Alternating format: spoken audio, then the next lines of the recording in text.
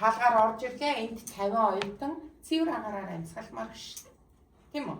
Цэвэр нөхцөлийг бүрдүүлмээр шүү дээ. Тэгэхээр яс таахна. Бүгдээрээ очиод хичээл эхлэхээс 10-15 минутын өмнө ирчихээр юугаа хуцаа өлгүүлчихээр бүгдээрээ сайхан тогтой, тухтай ингээд явж явах юм бол над үгээд болж. Ингээд явж явах юм бол яах нь? Өөрийнхөө л эрүүл мэндийг хамгаалах гэдэг юм. За бас нэг юм юу гэдэг вэ гэхээр одоо ингээд энэ танхимд орж ирчихэл ингээд гадуур хувцастайгаа ширээн дээгүүр ингээд бүх юм яхал одоо ингээд гадуур хувцсныхаа ханцуугаар ингээд тэгтэлээ нөгөө ширээ халтар болсон байна гэд юу гэдгүү гэхээр оюутнууд анги муухай ширээ халтар байна. Хин нэг хийгээд байгаа. Тийм үстэй. Хин нэгэн өөр хүмүүс ирээд бидний ширээг муухай болгоогүй. Хин нэгэн гудамжинд өөр хүн ирээд манай ангийг бохирдуулаагүй шүү дээ. Тэгэхээр аливаа газарт орохдоо ямар л цэвэр хүлээж аав тэр хэвээр бид нар үлдээдэг байх энэ заншлыг бүр хувь хувьдаа суулгамаар байна. Зарим тохиолдолд лекц авах гол ингээд анги руу ороод ирэхээр энэ тэнд ширээн дээр усны самнууд. За доогуур нь идээд хайсан чихрийн цааснууд.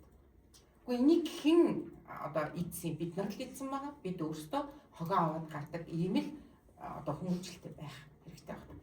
Энэ юунд хэрэгтэй юм бэ гэхээр миний л эрүүл мэндэд хэрэгтэй. Надад л ая тухтай байна. Тийм биз дээ. Бид цэвэрхэн байх юм бол би цэвэрхэн бохол бид цэвэрхэн байна л гэсэн үг байна. Тийм ээ. За тэгэхээр гаднаас орж ирэхдээ хувцас өлгүүлчихэд гадуур хувцсгүй дотоод орчиндөө явах юм бол бид нар дотоод орчныг аливаа бохирдлоос хамгаалж чадах юм байна. Дээрээс нь одоо энэ хүдний улиралд маш ихээр байдаг энэ амьсгалын замын өвчлөлөөс урьдчилан сэргийлж чадах юм байна. Эцсийн мөлөвтэй надад хувь хүн тавтахтай. Тийм үгүй? За зарим тохиолдолд бүр ийм байна шүү дээ нөгөө локертой тийм. Одоо хүүхдүүд локер одоо хэрэгэлдэг. За тэндээ өвлийнхөө гутлыг тайлж тэр локер руу хийчээд одоо хөнгөн гутал өмсөд явдаг тийм хүүхдүүд ч гэсэн байдаг. Тэгэхээр аль болох өөртөө яаж тав тухыг бий болгохгүй байж болно шүү дээ. Гутлаа сольчоод түүнийг хувцастайгаа үлгүүртүүлчих боломж ч бас байж магадгүй. Тэгэх юм бол яах нь? Бид гадуур гуталтайгаа сургууль дотор явахгүй байх юм бол өшөө гоё цэвэрхэн байдлыг ая тав тухтай байдлыг бүрдүүлж өөрсдийнхээ эрүүл мэндийг хамгаалж чадах нэ. За бас нэг зүйл байгаа гэдэг. Гоо сайхны бүтээгдэхүүний хэрэглээ. За мэдээж нэг гоо сайхны бүтээгдэхүүн гэдэг чинь бид нарт юунд зориулагддаг юм тийм ээ? Гоё сайхан байхад маань зориулагдаж байгаа. Аливаа зүйлийг хэтрүүлвэл хэтэрхээрээ л эн чинь хэрэггүй зүйл болдог. Тэгэхээр зэрэг үнэртэн байна уу, гоо сайхны бүтээгдэхүүн байна уу? Үүнийг бид нар яах нь тааруулах хэрэгтэй.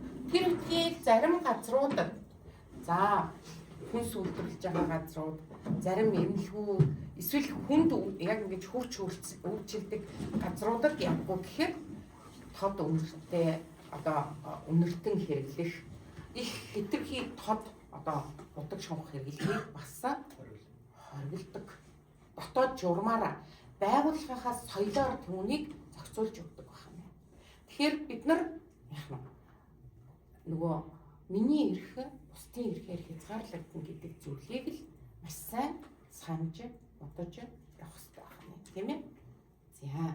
За хувийн эрүүл ахуйн бас нэг зүйл нь болохоор үсгэцэгний асуудал гэдэг. За манай энэ танхимд сууж байгаа залуучууд дотор бол тийм сонин содон тийм зүйл бол бас гайгүй байна, байхгүй байна. Тэгэхээр та нарыг хараад би юу гэж дүгнэж нэхэр аюу сайхан хүмүүжлэлтэй хүмүүс байна. Оюутнууд байна гэж дүгнэж штэ, тийм ээ. За тэгэхээр зэрэг нөгөө охтууд маань ямар үсгэцэгтэй байх юм, яавал гоё байх юм, өөртөө тохирсон, өөртөө одоо таалагдсан хэлбэрээр тийм ээ. За тэгээд залуучууд болохоор зэрэг бас одоо аль болох өөрийнхөө царай төрхөнд тааруулсан энэ гоёмсог зүйл гоёмсог засалтаар одоо үсээ засуулаад ингэ байж их юм бол хүнд төрүүлэх сэтгэл хүнд эвтэй одоо аятайхан сэтгэл төрүүлдэг ийм бас хүчил бодолтой юм. Содон өнгөөр буудах хитрхи янз бүрийн одоо хэлбэрээр засуулгатай бусдаас содон байх нь нийгэмд зохисгүй гэж харагддаг байна. Нийгэм зохисгүй.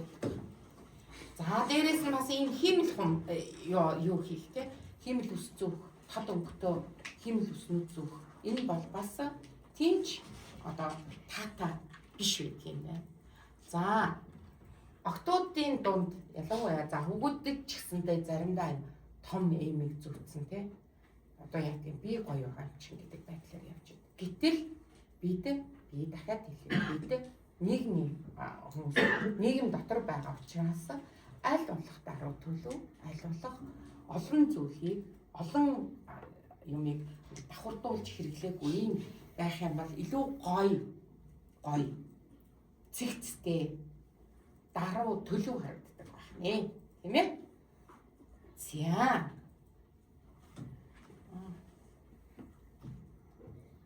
За энэ яаж вэ? Юу вэ? Шивээс тийм ээ? Ямар муухай тий? За шивээсийг хийлгэж болъё гэж бодъё. Гэхдээ бас л даруй аливаа зүйлийн хэмжээг тааруулна гэдэг зүйл. Инхэн жижигхэн тийм содон юм байхад бол ихтүүтэй тийм байхад бол бас байж болохгүй юм байхгүй тийм ээ. За үүний дараа бид нар гарын ариун цэвэр гэдэг маш чухал зүйл байдаг. За хүүхдүүдэд бохирдлын хараа 95% тэр хумсны ард явдаг гэж байна шүү. 95% нь. За тэгэхээр бид нар гарын ариун цэврийг хизээ сах хэвтэй. Гараа хизээ угаах хэвтэй.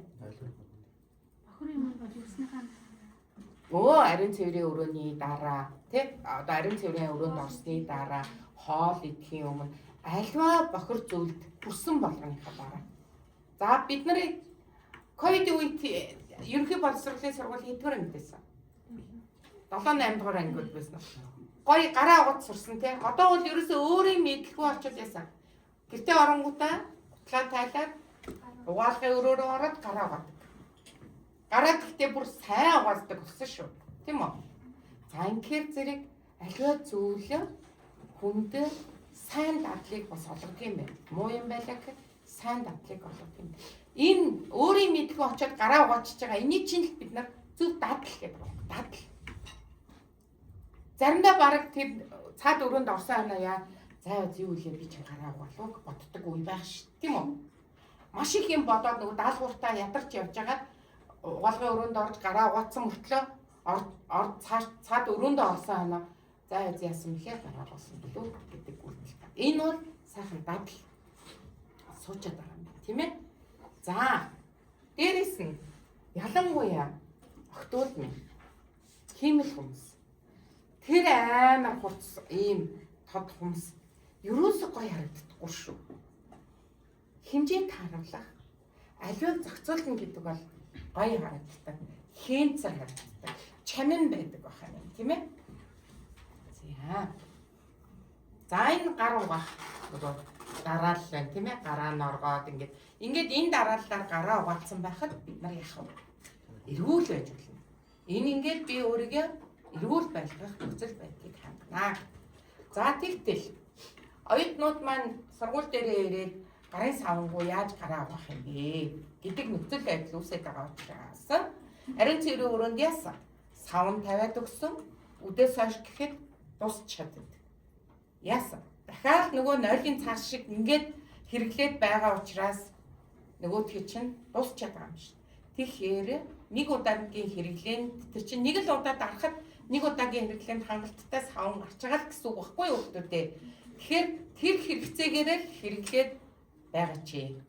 Дээрэс нь өөрийнхөө хувийн хэрэгцээний хувийн эрүүл ахуйгаас салхихад одоо шаардлагатай хувийн зүйлүүдээ аваад бидээ явдаг байгаа чи.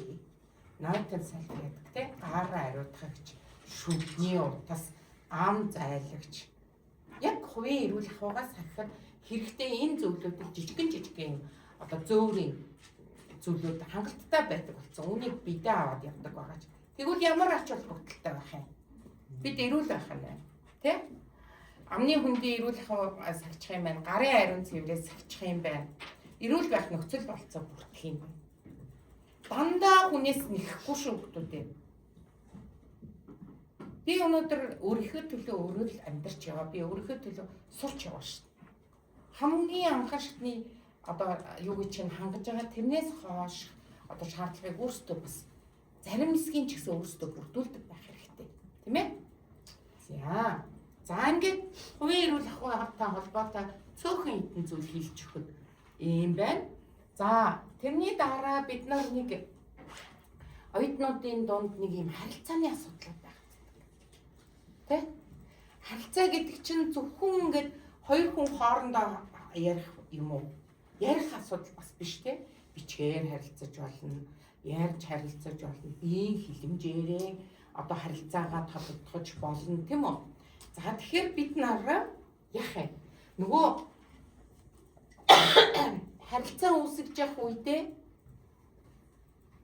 хаач хийсэн хүндэтгэлтэй байх нь айгүй чухал. За бид нар гэртээ гэж бодъё. Гэртээ яваад орсон чинь ээж амтгүй гурилтай шүл хийсэн юм. За ямар үйлдэл гаргадав?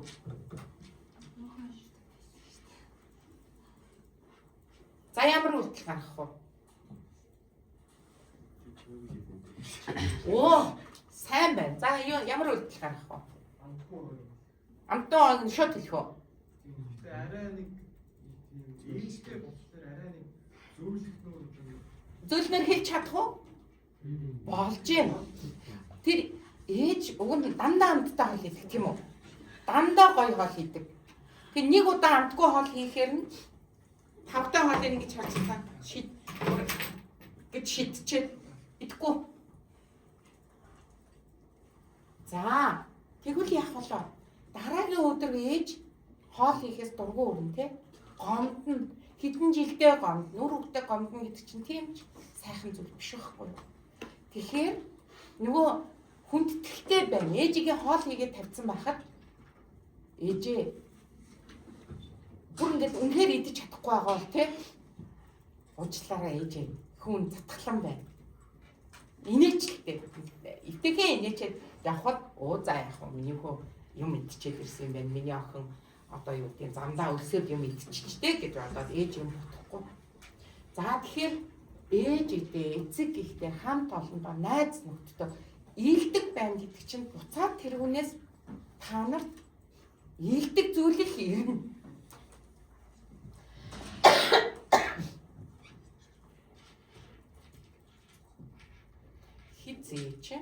Хизээч хүнийг хашгираад умах юм бол өдөөс нь битгий ашиг. Хүлээцтэй байна. 3 секунд.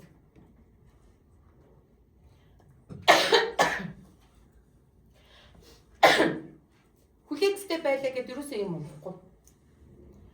Хүлээцтэй байгаад дурахгүй чимээг өхөө ингээ өнгөрөөчхөд дараа тэр хүн ойлгоод уучлаарай найзаа би тэр удаад 3 юм хийсэн байлаа. Тэгээггүй болвол хоёр талаасаа барьж авч зодтолтой тий хэрэлдээд тангараг тасарна. Энэ бол ерөөсөө харилцаанд байж болохгүй зүйл гэж бодоод байгаа. Тэгэхээр бид нар яах ёстой? Аливаа харилцаанд аливаа үйлдэл сэтгэл хөдлөлөөр хямх гэдэг аягүй чухал.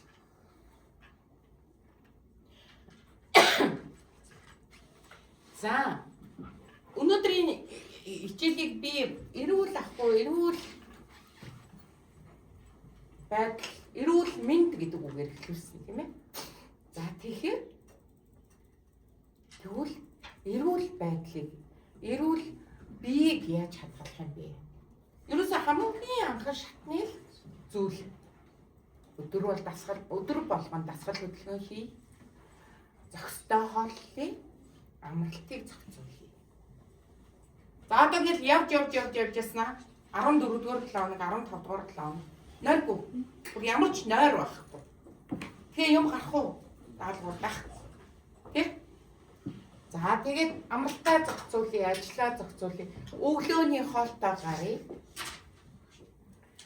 Өдөр болгоны дасгалыг заавал жимд яв гэхгүй. 4 км 5 км-ийн цаанаас ирдэг бол яваа. Ингээл дасгал тийм үстэй. Хамгийн наад захын энгийн дасгалуудыг өдөртөө хийгээд заашчаасаа гэж бодож байгаа. За тэгвэл хэдүүлээ саяны яриануудаас харъя та.